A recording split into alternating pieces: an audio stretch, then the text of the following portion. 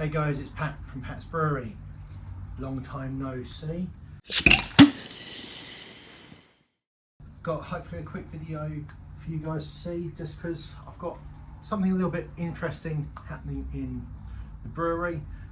Been purchasing some new toys. I thought I'd show you. So some of you know that over here I've got a little rack which I've set up a little bit of a fermentation station. I think I coined the phrase, which is set up with a glycol chiller, the fermenters, and then what I was using was cooling coils with the glycol chiller, and then I was using these electric blankets for the heat source if needed. All of that wrapped up in the big all-rounders and a insulation jacket. Now, I've been using that for a while, but actually for the last, I'd say, year, I've kind of been a little bit more reluctant to use that setup, and I've actually been going back to the classic fermentation fridge. Why? Because the fridge never lets you down, is the main reason, and it's that much easier with regards to, especially if you're dealing with fermenting under pressure. I've on a number of occasions found that when using the cooling coil, that it just didn't always hold pressure, and you do your best with regards to adding things like Vaseline or sealing gel or whatever, and it would just not always be spot on and let a little bit of the pressure out. I also always found that cleaning these was a massive pain in the arse, and so that's why I kind of stepped away from using them and kind of going, unless I really needed to, which has meant that actually this whole section here, which I spent a fair bit of money and time setting up, kind of, as I say, for the last year hasn't been really used that much. But a while ago there was talks about a product, and I've not purchased this product, I've got something else, but effectively there was talks of basically a cooling jacket where you'd plug your glycol chiller into that instead, and it was kind of, I think, was it a Kigland product? I don't think it's a Kigland product, but anyway, the idea was you'd run either hot or cold water through on the outside of your fermenter to do your cooling, and I hadn't been able to find it anywhere, but my local brew club, someone actually posted on one of the channels that we've got about brew talks having exactly that, and I've got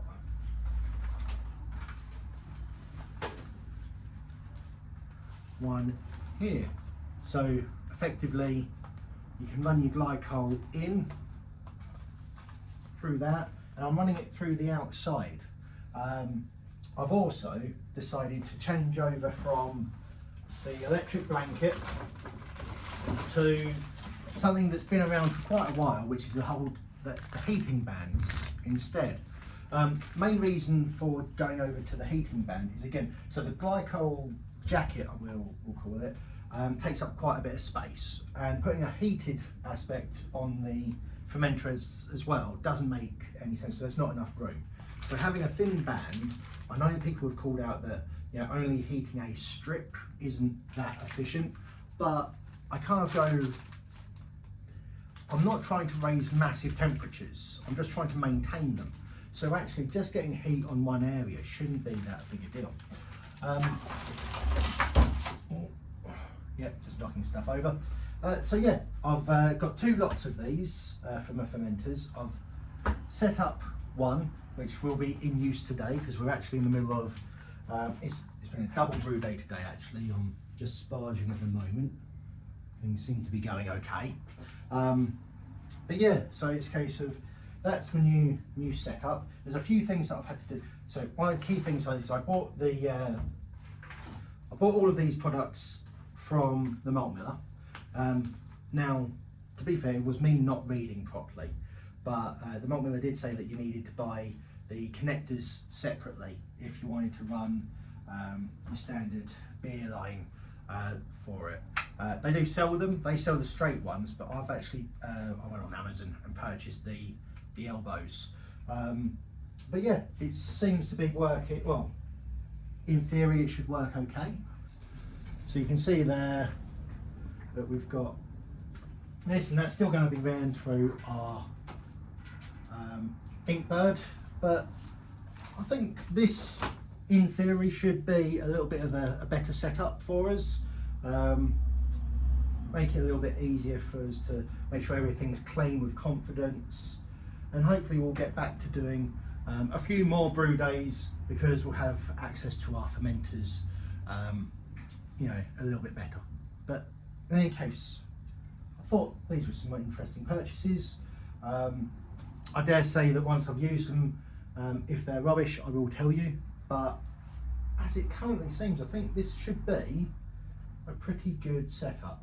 So yeah, just to show the new gear in action, currently we're cooling down from 25 to 22. I think this is the in port and that's the out port as I've currently got it set up. Everything seems to be working. I've got nice connection. We are putting the probe on the outside for this one, because we're fermenting with Vike or Kvike, sorry. I'm not too worried about temperature too much on this one, but it'll be good to see what kind of response we get. So I'm going to just wrap this all up now, and fingers crossed we get a good brew with our new heating and cooling system. That's about that on that video, guys. I have got a brew day video that's currently being edited, but it's like full brew day. It's like 30 minutes long, and I'm unsure about whether or not I want to post it. Kind of goes through all of the steps of me opening and closing different valves and changing pipes and bits and pieces. Let me know if you want to see it. If you don't, I won't post it, and we'll just leave you with these slightly shorter videos. So until next time, guys, been Pat from Pat's Brewery, upgrading our fermentation, heating and cooling. Cheers.